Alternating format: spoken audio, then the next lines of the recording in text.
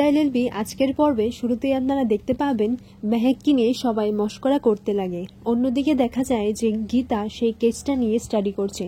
তখনই তার চোখে একটা নাম আসে, আর সেই অ্যাড্রেসটা দেখে গীতা মনে মনে ভাবতে লাগে এই নামটা যেন খুব চেনা চেনা লাগছে, আর এই নাম্বারটাও। এরপর সেই গীতা নাম্বার অনুযায়ী ডায়াল করে দেখে। তখন দেখা যায় যে অম্লান চ্যাটার্জি। আমি যেটা ভাবছি সেটাই নয় তো। তখন অম্লান চ্যাটার্জিকে ফোন করে বলেন, আপনি কি অম্লান চ্যাটার্জি, মানে অঙ্কিত চ্যাটার্জির বাবা? এরপর অঙ্কিতের বাবা বলে হ্যাঁ। এরপর গীতা বলে, আচ্ছা আপনি কি কোনো সংস্থায় কাজ করতেন কলকাতার? তখন অঙ্কিতের বাবা বলে হ্যাঁ, কিন্তু আপনি কি বলছেন বলুন তো। এরপর গীতা বলে, আচ্ছা আপনি কি ঝর্ণা দেবী, মানে ঝর্ণা চৌধুরীর স্বামী সঞ্জয় চৌধুরীকে চেনেন? কারণ উনিও তো সেই সংস্থাতেই কাজ করত। এটা শুনে অঙ্কিতের বাবা ঘাবড়ে যায়। অঙ্কিতের বাবা ঘাবড়ে গিয়ে বলে, আপনি কে বলছেন?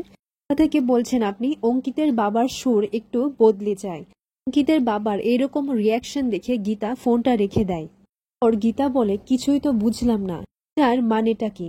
এরপর অঙ্কিতের বাবা কিছু একটা ভাবতে লাগে। অন্যদিকে দেখা যায় মেহেক যখন অঙ্কিতের সাথে ফোনে কথা বলছিল, তখন গিনি আর মেহেকের বোনেরা অঙ্কিতের সাথে মশকরা করতে লাগে। দেখা যায় অগ্নিজিৎ মুখার্জি অঙ্কিতের বাবাকে ফোন করে বলে, আপনি একবার আমাদের বাড়িতে এসে পড়ুন, এসে না হয় জমিয়ে বসে আড্ডা মেরে গল্প করে তারপর জমিয়ে খাওয়া দাওয়া করব। আপনারা এসে মুখার্জির বাড়ির দলটা একটু দেখে যান। এরপর গীতাকে দেখে অগ্নিজিৎ মুখার্জি ফোনটা রেখে দেয়। এরপর গীতাকে দেখে বলে, তোমার চোখ মুখটা এরকম লাগছে কেন? তুমি কি কোনো কেসের বিষয়ে জানতে এসেছো, নাকি কিছু বলবে আমাকে?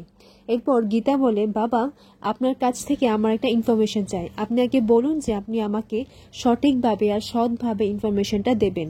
এরপর অগ্নিজিৎ মুখার্জি বলেন, হ্যাঁ সে দেব আমি, কিন্তু কোন কেসটার বিষয়ে? তুমি কি নতুন কেস পেয়েছো? এরপর গীতা বলে, ঝর্ণা দেবীর সেই কেসটার মধ্যে আমি একটা সূত্র খুঁজে পেয়েছি। সূত্র বলতে আমি একটা নাম পেয়েছি, যেটা দেখে আমার আশ্চর্য লাগছে।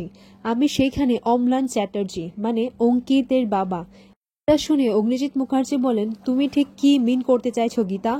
এরপর গীতা বলে, আমি এটাই মিন করতে চাইছি যে অম্লান চ্যাটার্জি অঙ্কিতের বাবার নাম এই কেসটার সাথে কি করে জড়িয়ে আছে, ওনার সাথে এই কেসটার কি সম্পর্ক।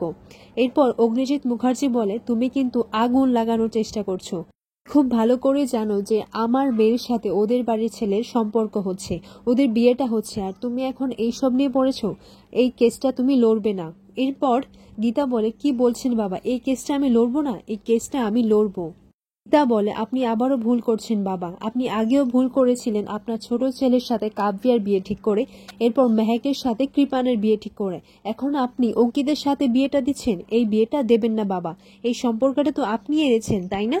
এরপর অগ্নিজিৎ মুখার্জি বলেন, তুমি এই কেসটা লড়বে না।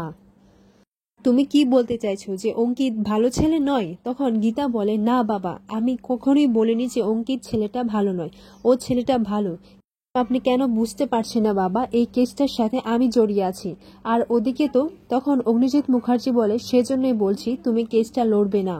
হ্যাঁ, আমি চাই না আমার মেয়ের জীবনটা আর নষ্ট হোক, ওর সুখটা নষ্ট হোক। তখন গীতা বলে, আপনি কিন্তু মেহেককে শুধু শুধু মিছিমিছি স্বপ্ন দেখাচ্ছেন।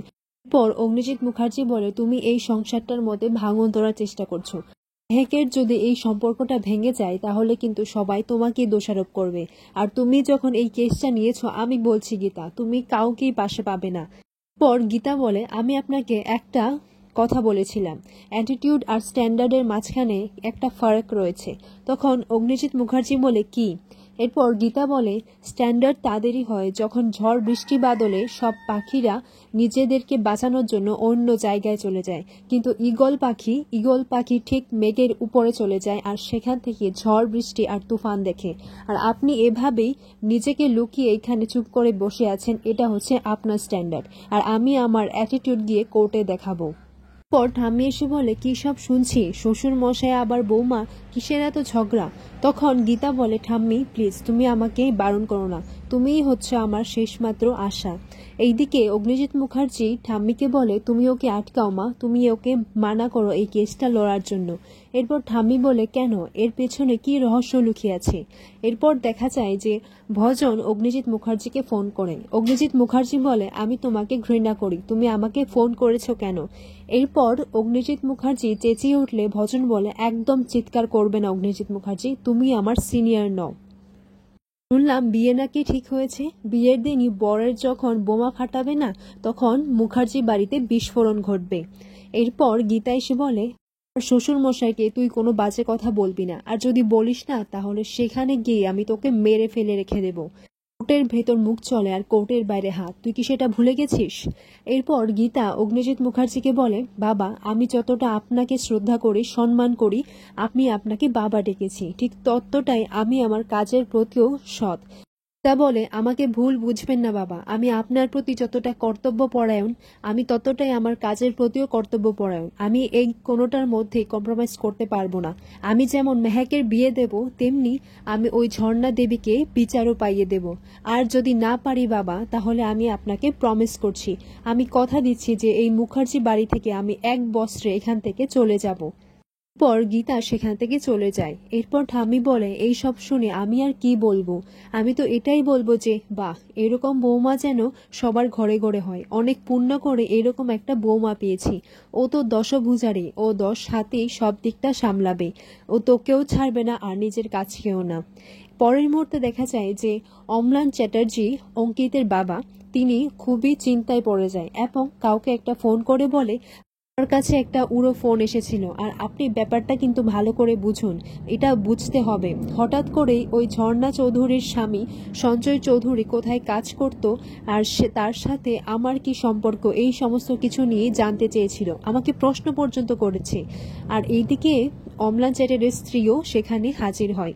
এরপর অম্লান চ্যাটার্জি বলে, দেখুন, আমি কিন্তু এর মধ্যে আর জড়িয়ে থাকতে চাই না, আর আপনি প্লিজ আমাকে এর মধ্যে আর জড়াবেন না। বাড়িতে একটা অনুষ্ঠান রয়েছে, সামনেই আমার ছেলের বিয়ে, তাই আমি এর মধ্যে আর নিজেকে জড়িয়ে রাখতে চাই না। আগামী পর্বে দেখা যায় যে অঙ্কিত সেই নাম্বারটা বুঝতে পারে যে সেটা হচ্ছে গীতা এলএলবির নাম্বার। এরপর ঝর্ণা দেবী অগ্নিজিৎ মুখার্জিকে ফোন করে জানায় যে তিনি প্রেস ডাকতে চলেছেন। গীতাকে বলে, আপনি আমাকে বিচার পাইয়ে দিতে পারেন না। এরপর গীতা বলে, কেন? আপনার শ্বশুর মশাই হচ্ছে অগ্নিজিৎ মুখার্জি। গীতা বলে, তাহলে এটাই আপনার শেষ কথা? তখন ঝর্ণা দেবী বলে, হ্যাঁ।